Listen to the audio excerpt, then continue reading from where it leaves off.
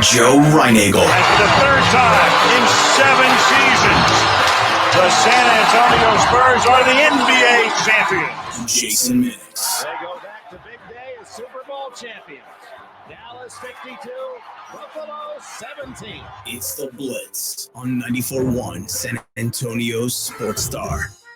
It is the Blitz here on 94.1 at San Antonio Sports Star. Maybe you're watching online. Subscribe to the San Antonio Sports Star YouTube channel. He's Joe Reinagel. I'm Jason Minix, live at Circa Las Vegas. The ultimate contest weekend is here. Circa Million, Circa Survivor. I'm doing Circa Million. I'm getting into that one. Absolutely. Picking 5 games against the spread. It's easy, Piece right? of cake. Easy. Come on. Well, it will be easier now because we've got I love the title, Sportsbook Risk Manager. Jamey Peleggi. I screwed that up, right? No, that was perfect. Jamey Peleggi. Peleggi. But what's your nickname?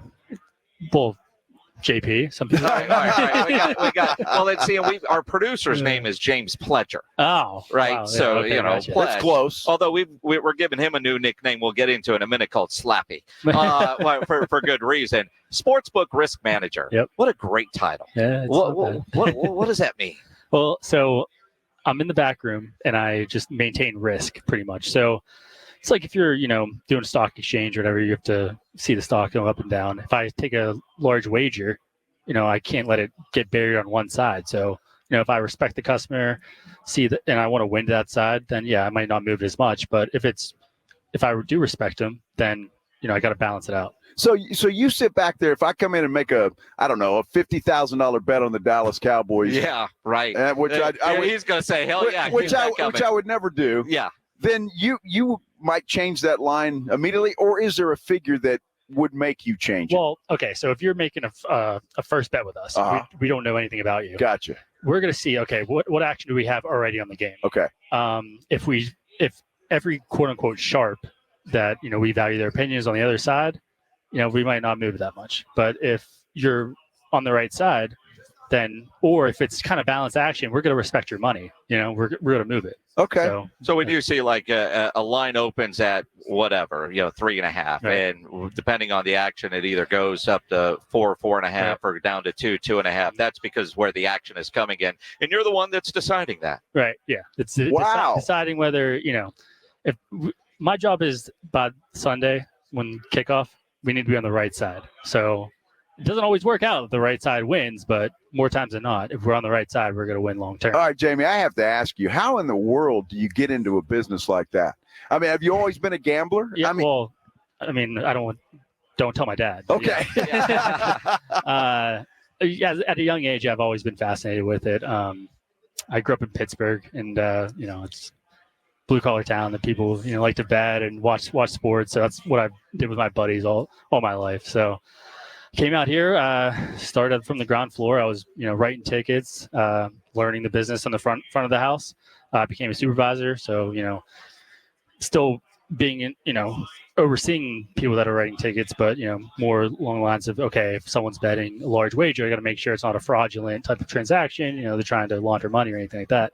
Then I made my way in the back. Then I learned the process of booking games, creating odds, things like that. That's awesome. How do you create the odds? What are some of the things that you look at? Because a lot of us will just sit there and look at a matchup and go, 3-7, whatever it might be. But you guys have such a formula. What all goes into actually setting the lines? Okay, so you want me to stick with NFL? Yeah. Yeah. Okay, so obviously NFL, it's a weekly thing. So they're not games every day. So why NFL market is the sharpest market in the world and so hard to beat. We open up Sunday night for the following week. We're in low limits. So let's say we're taking 5K aside. And we're moving aggressive off, limit bets, which, no one can bet more than 5K. By Sunday, throughout the week, we'll up the limit. So by Sunday, we're taking 100K, 200,000 on a side. Anyone can walk in the door and make that bet. Yeah, we'll take larger bets if, from high limit customers or whatnot, but not too many shops are taking 100K, 200K from anyone. It could be Billy Walters, who's the most famous gambler of all time. We'll take 100K, 200K from him.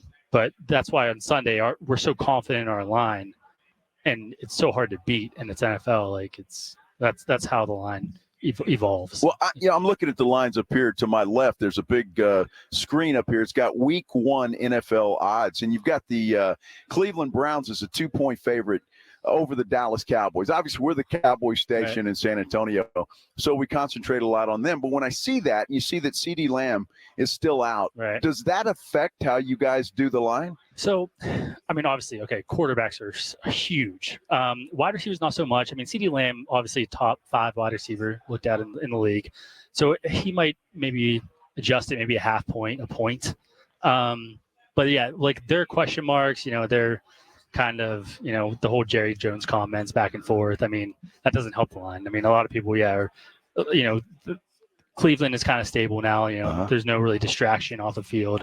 So that's probably why, the Cleveland's kind of favored right now. 2-point, and I think that opened at 3.5, didn't it? Yeah. So is that telling you more money's coming in on Dallas? Well, yeah, I guess, yeah. But I guess it's still, they're at home, so I don't know. Now the over/under at 43. I'm curious when you're setting that, because the Cowboys' defense should be good this year. Right. Obviously, Cleveland has a good defense, and if there's no CeeDee Lamb, 43 seems like you want to take the under there, doesn't it? Well, still, Cleveland defense. You're right. It's they're tough. Without CeeDee Lamb, but Cowboys, they can score points, I think, anyway. Then Deshaun Watson back for Cleveland, they can score points. 43, and plus it's week 1. We're just going right now, still far out. I mean, that number could move, 4 points by kickoff, so people aren't really betting week 1. So in other words, Jamey, you got him right where you want him, right? Right where you want him. Take that under, Minix. He's the risk manager for a reason here at the Sportsbook. And you look at this and trying to figure out what is the best play. Circa million. I look at all these games. Can I pick any of these 5 games and get all 5 right in a week? That's the challenge, and it's hard to do that. That's the challenge. I mean, a lot of people could probably go 4-1. There's always that one game that will screw up your weekend, right? I mean, it's that's why it's hard to predict. I mean, you can be on the right side, but you can still lose. And Circa, and I think the number, or whoever wins every year, is around 68%, which is you're running hot, you're running lucky. Yeah, you're doing your research, might be doing the perfect strategy, quote unquote, but I mean, you're still getting lucky along the line. Absolutely. Now, you do a lot of futures.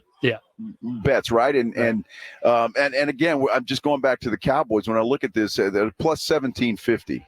I'm assuming I'm reading that correct.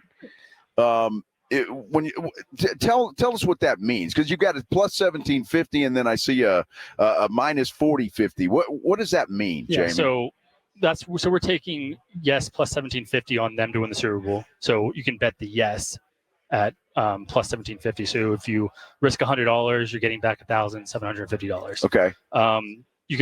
We also offer the no.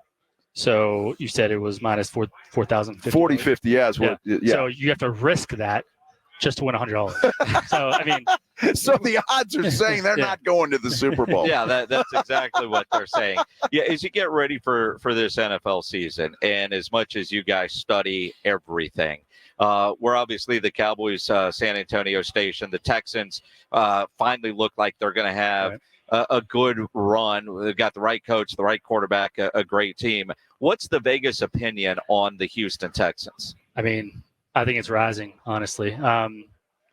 CJ Stroud, I think he's a top 3 quarterback by the end of this year. I mean, and the way he communicates with the media too, he's smart. He seems, he did that podcast in the offseason with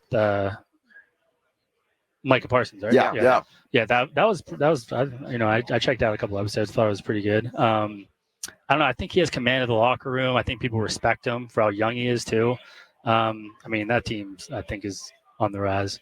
Yeah, I don't think there's any question about it. Houston is definitely on the rise. I'm going to check that out, too, because I love these future-type bets. And obviously, we're gamblers. We like to gamble, especially on sports, and we're hoping one day it will be legal in Texas. We're really hoping that. But when you go, and I know I don't know if you still gamble or not, what you do, and it doesn't matter. But when you used to gamble, let's put it that way, what did you look for to find a good team to play that particular Sunday? Well, you're definitely looking at the injury report. Weather is a big factor. I mean, that's obviously how they played the week before, or if they're a team that's trending in the right direction. Stability is important. So for instance, in the Circa Survivor, my number one role is for week one, I'm not playing any team that has a rookie quarterback or a rookie coach. And then obviously, weather comes into factor too. Yeah. But week one, usually, it's September, nowhere's cold yet really, but rain can come be a factor. But that's kind of my number one role. I got to look at before the season starts. Okay, I'm staying away from rookie quarterbacks, staying away from rookie head coaches, because you really just don't know. You don't know how college doesn't translate always to the pros. Right. So in other words, he's not taking Denver. No Denver. Stay away from Denver, Washington, Chicago. Right. In week one. I mean, in week one. In week one. Jamey Peleggi, the Sportsbook Risk Manager here at Circa Sports in Las Vegas. Not only are you the NFL guy here, slap fighting? Yeah. How is this a thing? I have to be honest. I didn't really choose it.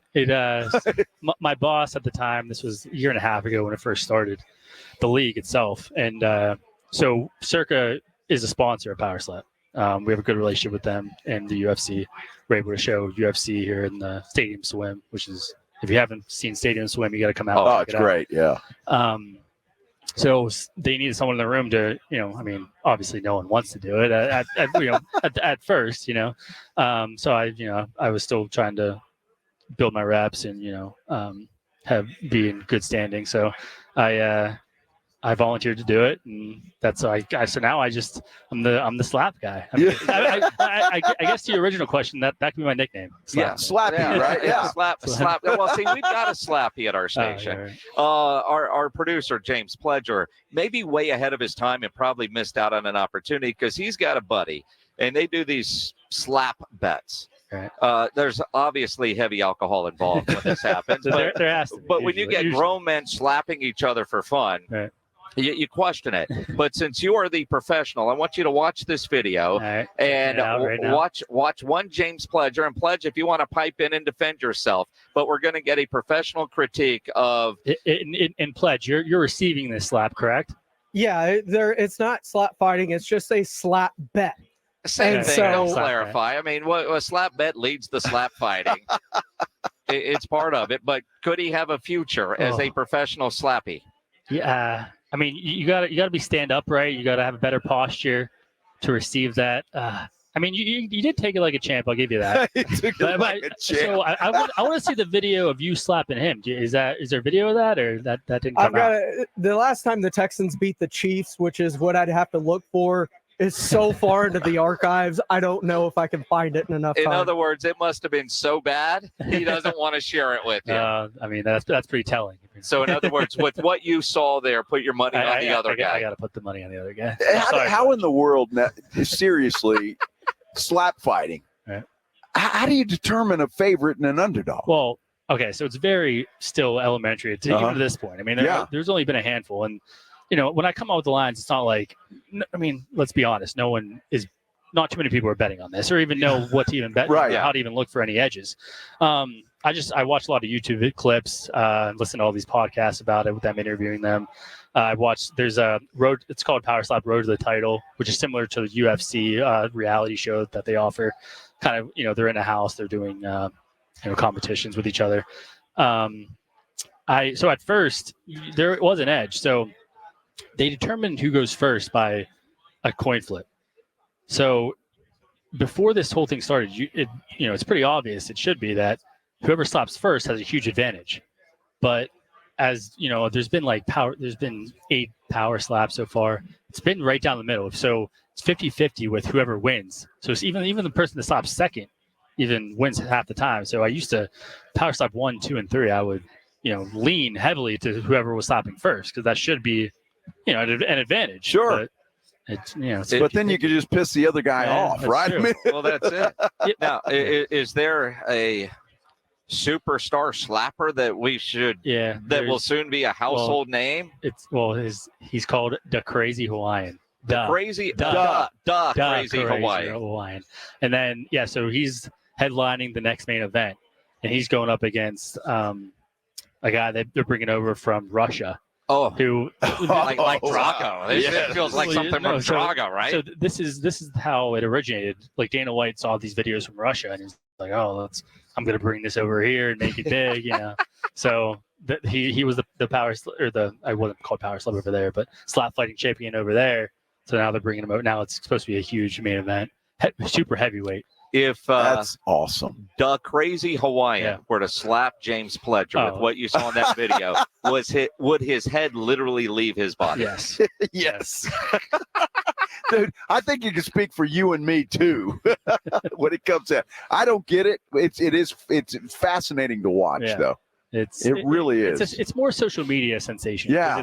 It's a quick highlight, and I guess the kids in the TikTok, they see it, and they're it's a 10-second thing, and it's pretty. Well, it's the guy that sets the line. Do they have to slap you around a little bit just so you understand what they're going for? I think I'm off limits. Okay.